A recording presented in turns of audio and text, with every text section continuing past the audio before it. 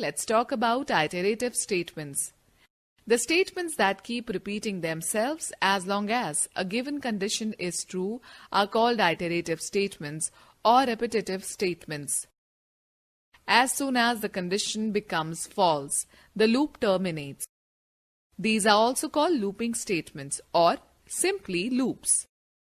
An iterative statement is based on three values. A start value, that is initial value. Example, C equals to 0. A test condition, example, C is smaller than equal to 5. A step value, increment or decrement, example, C equals to C plus 1. Every loop works with the help of a variable known as the control variable. The initial value of the control variable is assigned at the beginning of the loop. Then the final value of the control variable is specified. And finally, the step value of the control variable is defined. That is, it is either incremented or decremented by the given value at each step to reach the final value. In Python, there are two types of iterative statements: for, while. Students, let's know more. A control variable usually starts with the value 0 or 1, but it can be assigned any number depending on the user's requirement. Students, now let us understand for loop. The for loop is used when we are sure about how many times a loop body will be executed. It is also known as definite loop.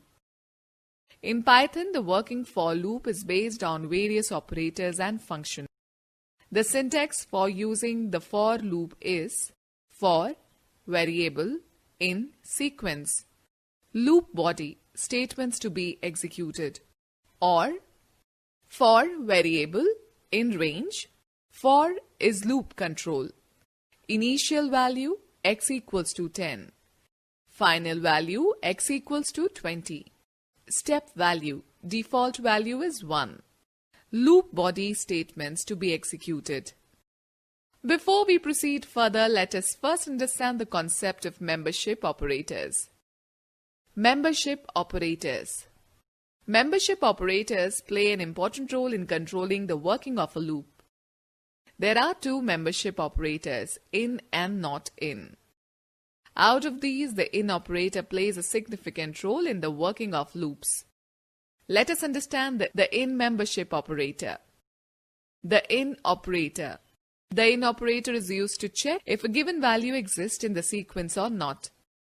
It evaluates to true if it finds a value in the specified sequence, else it returns false. Syntax: value in, bracket in sequence, bracket close. For example, if you want to check whether number 10 is present in a given sequence of numbers 1, 2, 3, 10, execute the following code. Program 1.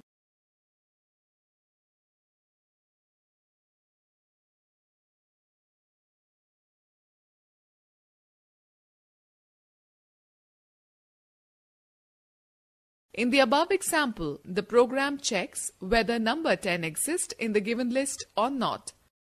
If yes, the in operator will return the value true, otherwise it will return a false value. Similarly, if you want to check whether a number entered by the user is present in the given list or not, type the following code and observe the output. Program 2.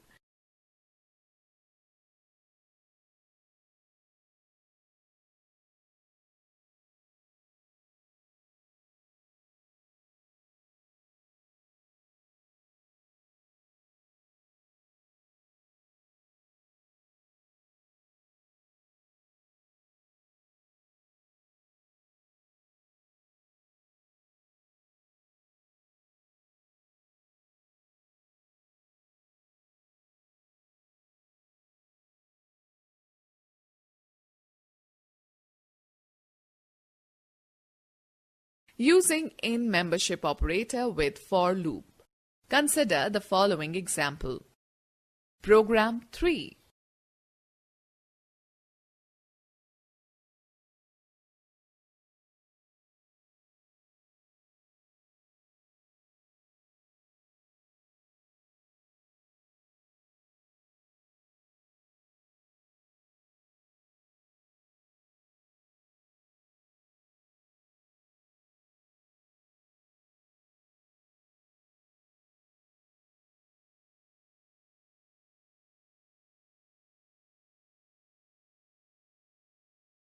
The following steps are involved in the execution of the for statement.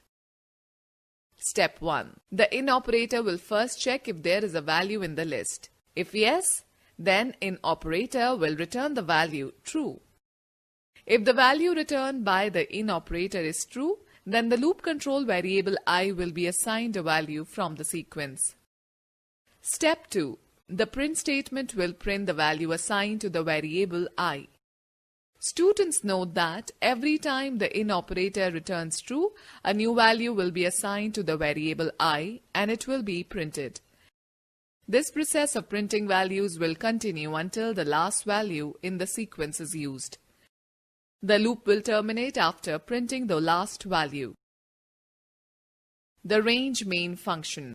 The range main function used with for loop in Python is helpful in generating a sequence of numbers in the form of a list. For example, range 10 will generate numbers from 0 to 9, 10 numbers. Syntax: range, initial value, final value, step value. Here the initial value is an integer specifying at which position to start, while the final value specifies the end, and the step value specifies either increment or decrement at each step to reach the final value. While using the range function, the final value is always 1, less than the last value in the given sequence. The use of the range main function can be understood by the following example. Program 4.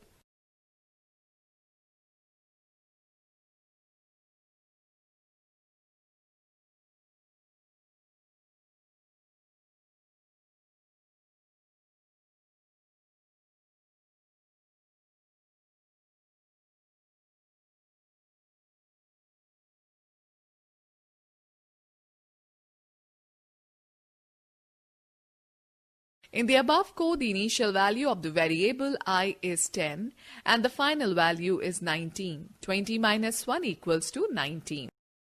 Each time the loop executes, the value of I is incremented by 1.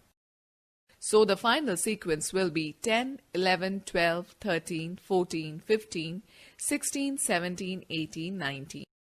Now the variable I, which in this case is 10, will be checked within this range. As 10 is present in the given range, so the output of the program will be true. Now try some other range. The output of the program will change accordingly. Program 5.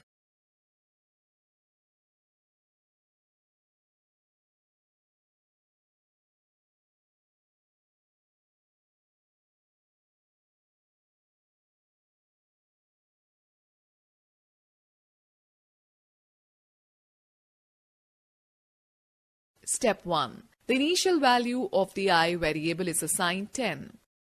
Step 2. Using the range main function, a sequence is created with all the values between 100 to 199. The in operator will check whether the value of the variable I exists in the sequence or not. If the value does not exist in the sequence, the in operator will return the output false. Using range main function in for loop. We can use the range main function in for loop to iterate through a sequence of numbers. Program 6.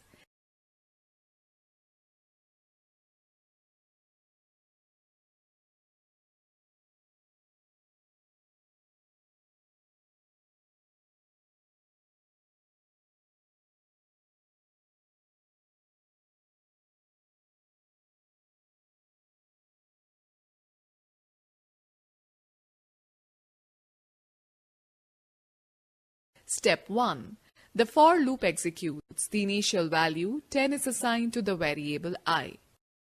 Step 2. The value of I, that is 10, is printed. Step 3. The counter variable is incremented. The next value, which is 20, is assigned to the variable I and the same is printed. Now let us see how the range function works in for loop. Program 7. To print the square of the number given in range.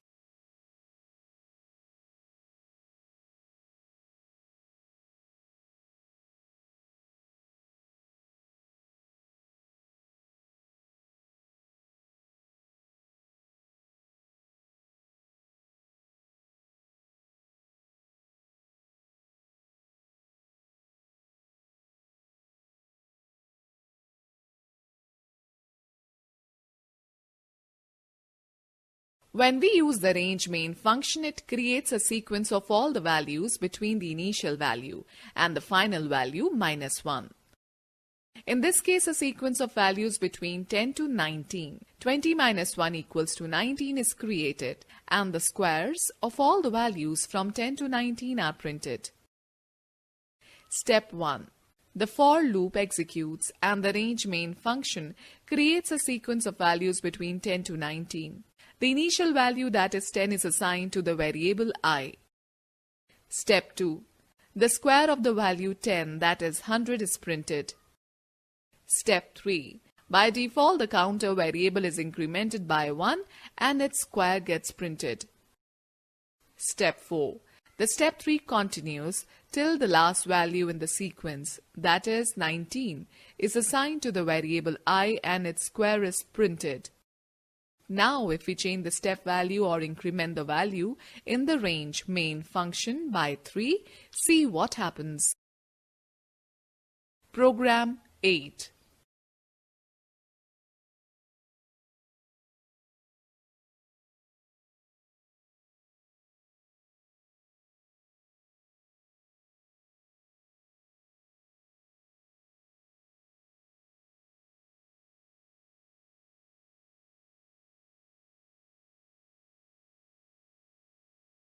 When you increment the step by 3, you will get the sequence 10, 13, 16, 19. Step 1. The for loop executes the range main function, creates a sequence of values between 10 to 19. The initial value, that is 10, is assigned to the variable I. Step 2. The value 10 is printed. Step 3. The counter variable is incremented by 3. The next value is assigned to I, that is 13, is printed. Step 4. The step 3 continues till the last value in the sequence, that is 19, is assigned to the variable I and gets printed. Students note that the value of the counter variable can also be decremented to n number of steps. For example, for I in range 20, 10, minus 3. Program 9. To find the factorial of a number.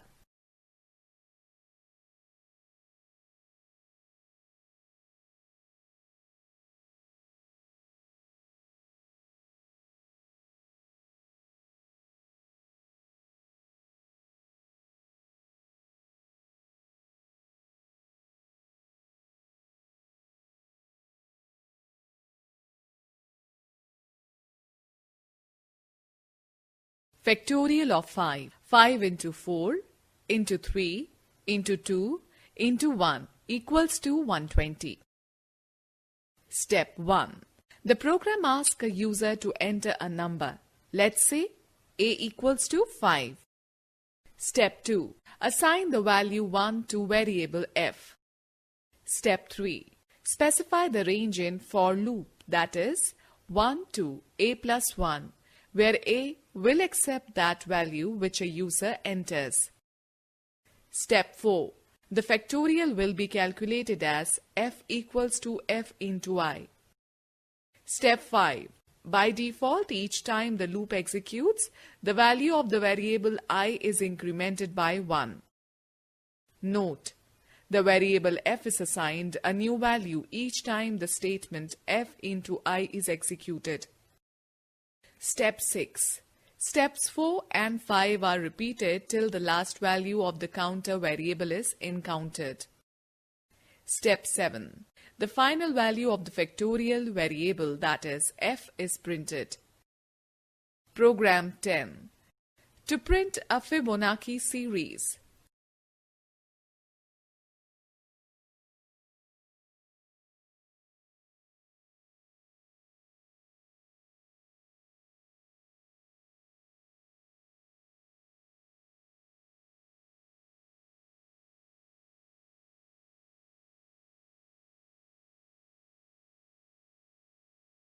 A Fibonacci series is a series in which each number is the sum of the two preceding numbers, such as 0, 1, 1, 2, 3, 5, 8, etc. Step 1. The user is asked to enter a value for variable n. Step 2. The variable a is initialized to 0. Step 3. The variable b is initialized to 1. Step 4. Initial value of a is printed. Step 5. Initial value of b is printed. Step 6. Now the for loop executes from 1 up to n plus 1.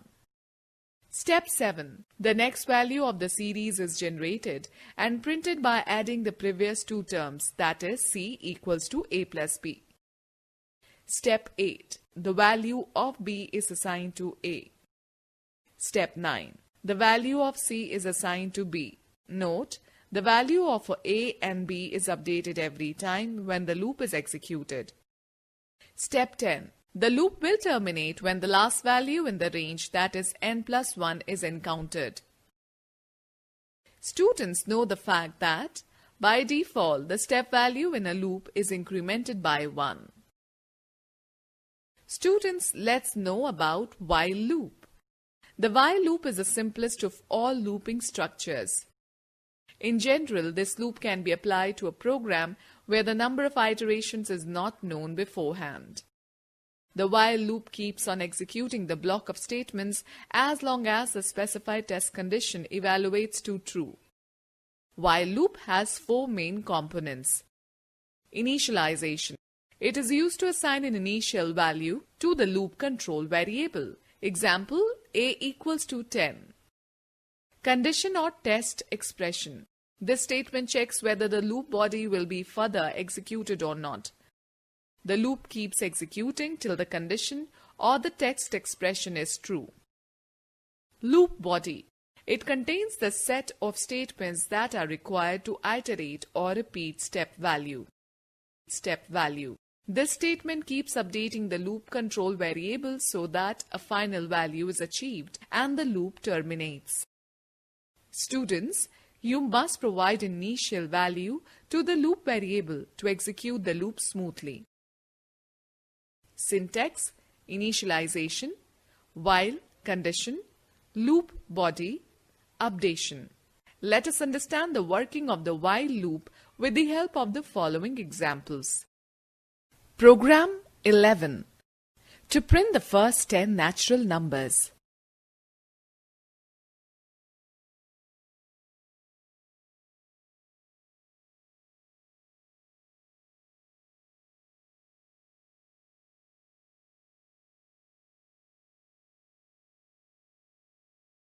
Step 1. Initialize the variable I to 0. Step 2.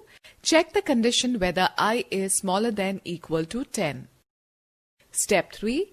If I is smaller than equal to 10, print the value of I. Step 4. Increment the value of I by 1, that is, I equals to I plus 1.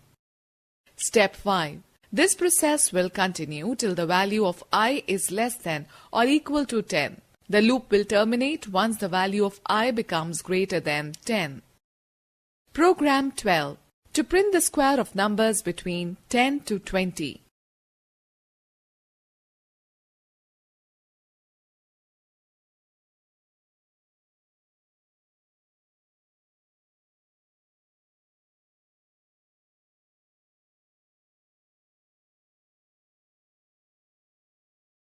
Step 1. The variable I is assigned an initial value 10. Step 2. The condition I is smaller than 20 is checked. Step 3. If the condition evaluates to true, then the statement print I into I is executed. Step 4. Each time the loop executes, the value of I is incremented by 1. Step 5. The control shifts back to the while loop. The while condition is checked again. If the condition is true, then steps 3 and 4 are repeated, and if the condition is false, the while loop terminates. Program 13. To print the multiples of 3 and their sum in the range 10 to 30.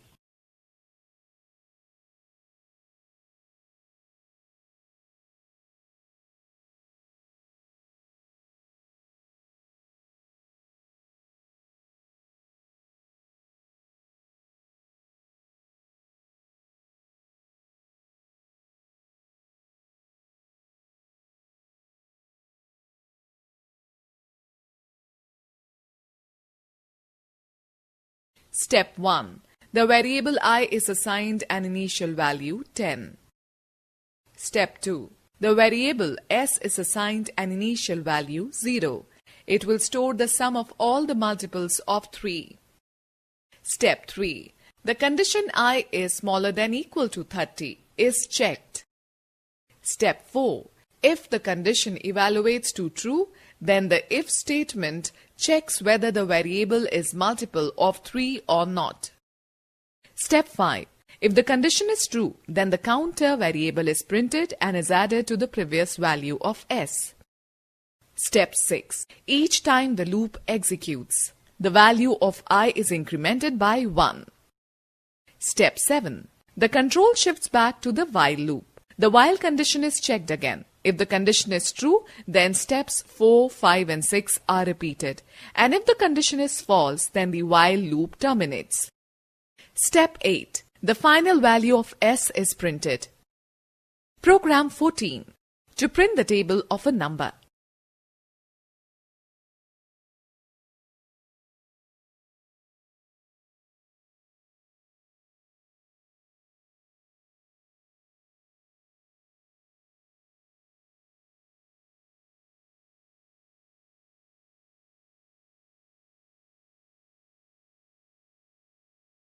Step 1. The user is asked to enter a number of his choice. Step 2. The initial value 1 is assigned to the variable I. Step 3. The while condition I is smaller than equal to 10 will be checked. Step 4. If the condition evaluates to true, the statements after the while condition are executed and the product of n and I is printed. Step 5. The value of I is incremented by 1. Step 6. The control shifts back to the while loop. The while condition is checked again. If the condition is true, then steps 4 and 5 are repeated, and if the condition is false, the while loop terminates. Program 15.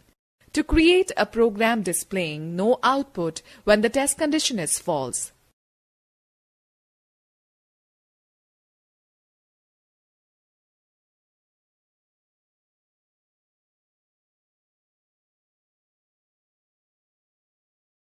In the above example, as the initial value of I, 10 is greater than 1, the condition will return false, and hence the loop body will not be executed even once.